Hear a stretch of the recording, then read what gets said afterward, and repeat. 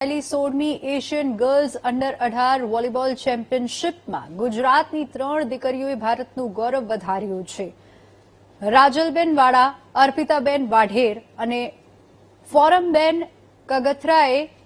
આ સિદ્ધિ મેળવી છે. કોડીનારમાં 3 દીકરીઓનું ભવ્ય સ્વાગત કરવામાં આવ્યું છે અને દીકરીઓના સ્વાગત માટે કેડી બારડ કોલેજથી માર્કેટ યાર્ડ સુધી ભવ્ય રેલી કાઢવામાં આવી, જેમાં રમત પ્રેમીઓ, અગ્રણીઓ અને વિવિધ શાળાઓની વિદ્યાર્થીનીઓએ ઉત્સાહભેર ભાગ લીધો હતો. આ પ્રસંગે ધારાસભ્ય ડોક્ટર પ્રદ્યુમન વાજાએ આંતરરાષ્ટ્રીય સ્તરે દેશ અને ગીર સોમનાથ જિલ્લાનું નામ રોશન કરનારી દીકરીઓને સન્માનિત કરી હતી, જ્યારે ભારતીય ટીમના કેપ્ટન રાજલબેન વાડાએ સરકાર અને પરિવારનો આભાર માની ગ્રામ્ય વિસ્તારમાં આધુનિક સ્પોર્ટ્સ સ્ટેડિયમ જેવી સુવિધાઓ વધારવાની માંગ કરી.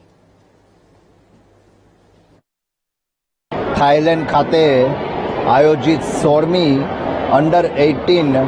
એશિયન વિમેન્સ વોલીબોલ સ્પર્ધામાં ગુજરાતની 3 દીકરીઓએ આ ટીમના એક ખેલાડી તરીકે ભાગ લીધો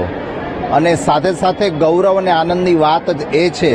કે આ અંડર 18 વોલીબોલ મહિલા ટીમની જે કેપ્ટન હતી એ આ કોડીનારના મહારાજ સરખડી ગામની રાજલબા,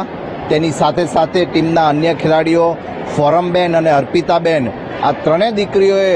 આ જે આંતરરાષ્ટ્રીય સ્તરે ગુજરાતનું નામ રોશન કર્યું. ગુજરાતના મુખ્યમંત્રી ભૂપેન્દ્રભાઈ પટેલ, હર્ષભાઈ સંઘવી અને ડોક્ટર પ્રદ્યુમનભાઈ વાજાનો ખૂબ ખૂબ આભાર માનું કે અમારું આવી રીતે સન્માન કરવા માટે,